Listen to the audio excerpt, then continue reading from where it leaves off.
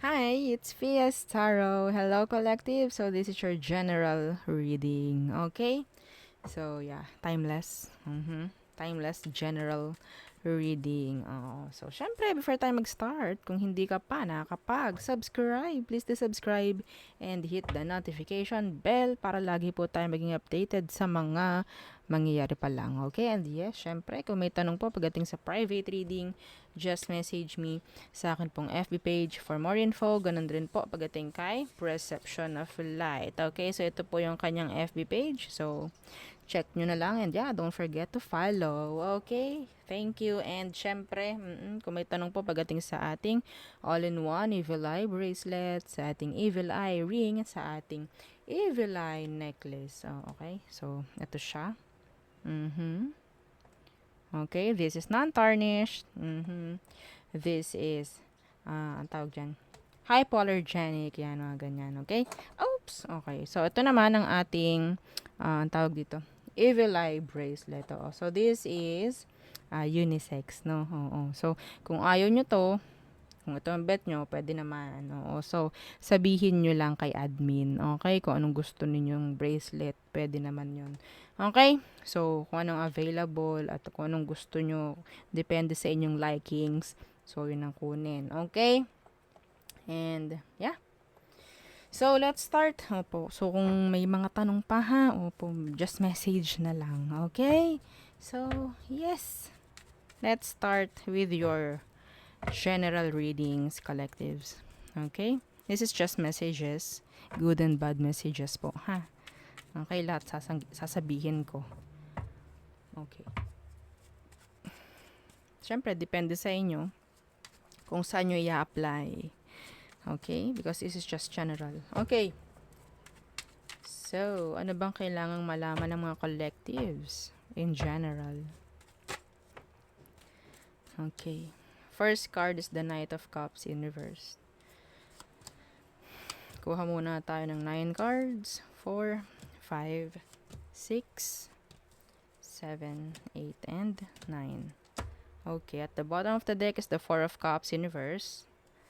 Sa top is the Six of Cups. Okay, so a lot of emotions. Oo, may mga nami-miss, meron ng mga kailangang i-let go. Okay, so tingnan natin ha, mga collectives. So the world, yeah, this is completion.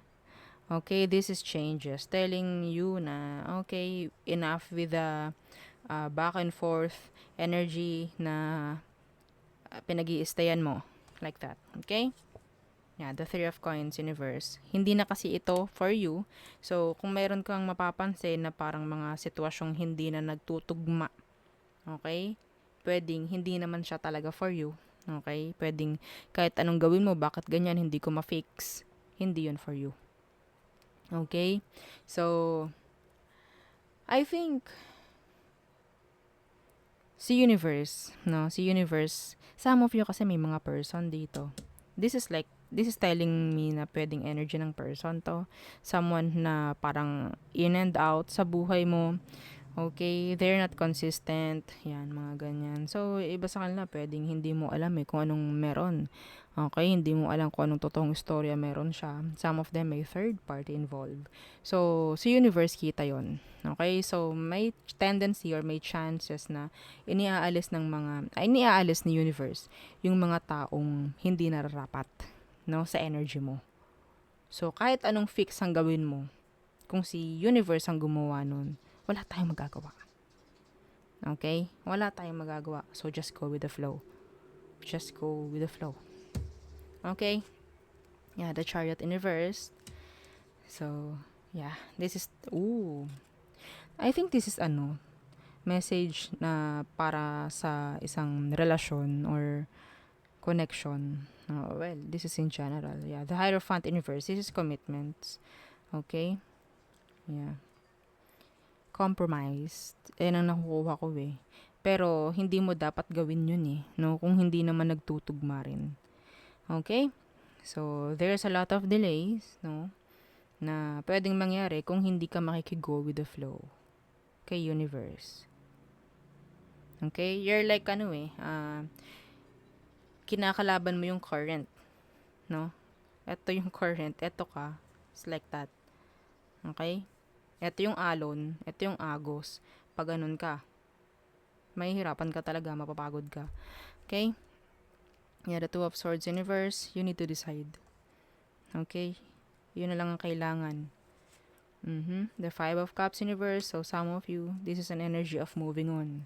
A lot of, talagang this is an energy of a relationship na kailangan ng i-let go. Parang ganun. Yeah, the Eight of Wands, a lot of delay talaga. Huwag nyo na ipaglaban to. Kung ano man to, kayo lang mahihirapan at mapapagod dito. Sa totoo lang. Okay? Ang nakukuha natin, energy ng ano to. What if? Yan o. What if? Ang nasa heart ng ating spread is the Hierophant in reversed. Okay? Hierophant in reversed. Energy ito ng don't commit. Okay? Someone is not, sabihin nating ready. So maybe your energy is not ready yet. Pwedeng ganun rin. Okay? Okay. So a decision na kailangan ng gawin. Pero yun nga, napipigilan dahil sa mga sabihin nating expectations or sabihin nating pagbabaka sakali. Okay? Keep in mind, this is in general. Okay? Wala dapat makakahadlang sa pag-usad mo. Okay? Wala dapat.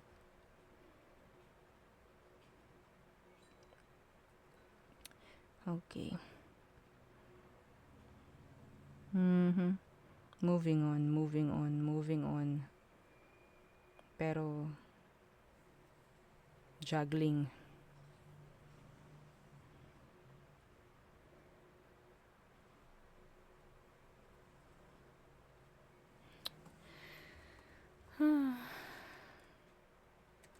Pwedeng nasasayangan, nanghihinayang nga sa mga pinagsamahan. Yeah. Yung haba ng pinagsamahan. Okay?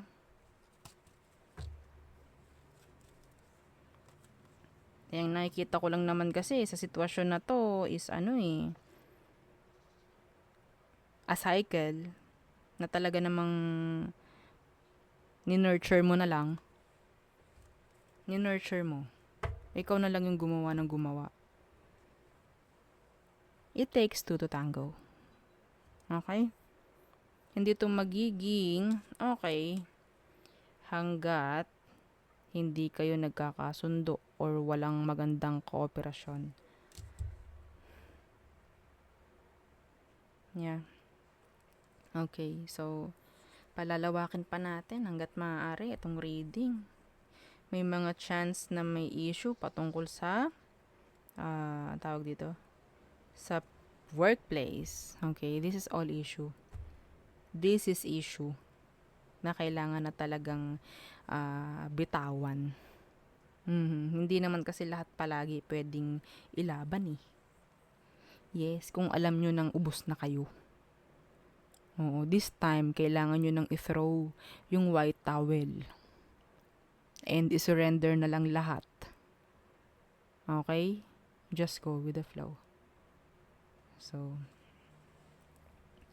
yeah.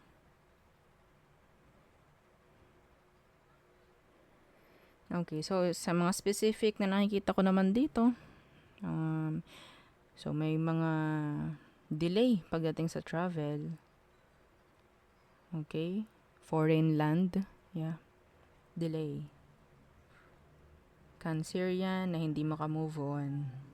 Water sign. Cancer, Scorpio, Pisces. So, a decision patungkol sa tawag dito, pinagtatrabahuhan Pwedeng lalayas ka na dyan sa pinagtatrabahuhan mo, aalis ka na or magre-resign ka na. Okay? Pero may pagdadalawang isip kasi parang no choice eh. Yes, and ang nakukuha ko is something like, what if wala akong mapasukang iba? So, in general, no? In general. So, nandun yung takot. Nandun yung takot i-end yung isang bagay or isang sitwasyon dahil hindi alam kung anong mangyayari next.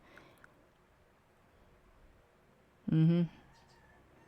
So, ang mangyayari niyan, magsasuffer ka dun. Magsasuffer ka na lang, magtitiis ka na lang dyan. Okay? Ganun yun. Yeah. So, always nakadepende sa'yo. Okay? Lahat ng mangyayari sa buhay mo. Okay? So, yun ang aking reading for you. Collectives. This is general, no? So, if doesn't na mag-resonate, wag nyo i-take, pero gawin ninyong gabay. Okay? So, kung nag-resonate man, mas maganda kung may mga nakuha kayong advice, kunin nyo. Okay, so yun po no, ang aking reading for you. Again, thank you. Goodbye.